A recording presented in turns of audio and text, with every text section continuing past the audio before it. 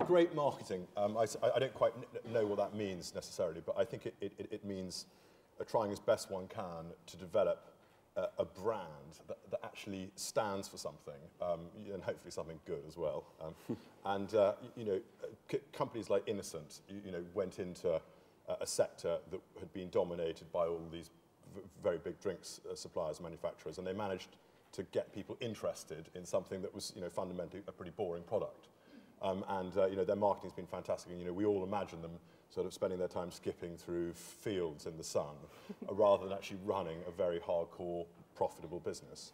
And I think that in terms of marketing, so much of running these niche businesses, it's about trying to find ways of engaging with one's public. And to some extent, we have devoted a great deal of effort to that. And I suppose it's been borne out by the fact that all we have is a website and a little shop. Well, I say little shop, it's just actually an adjunct to our office.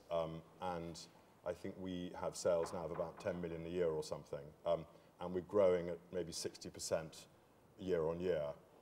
And of course, that would be the envy of what one would call the traditional sofa selling industry. And I think it is born from making an effort to decide what one's proposition is and what one's brand stands for. And I think that if one can get that right, there are great rewards, really. And it's, I think, surprising that so few businesses really make an effort to do that.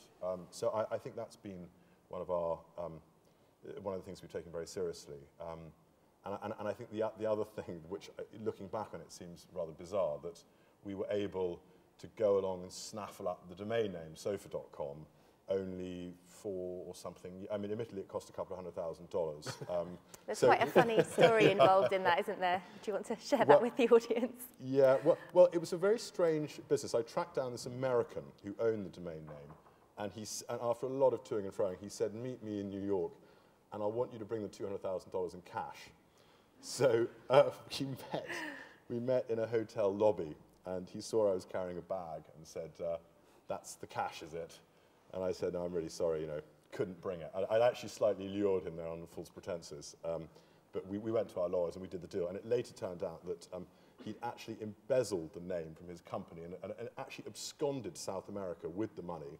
And he's now in prison as we speak. So it was a very unfortunate. In fact, he went off with a stripper, and within a year the money had run out. So that's maybe a lesson to us all.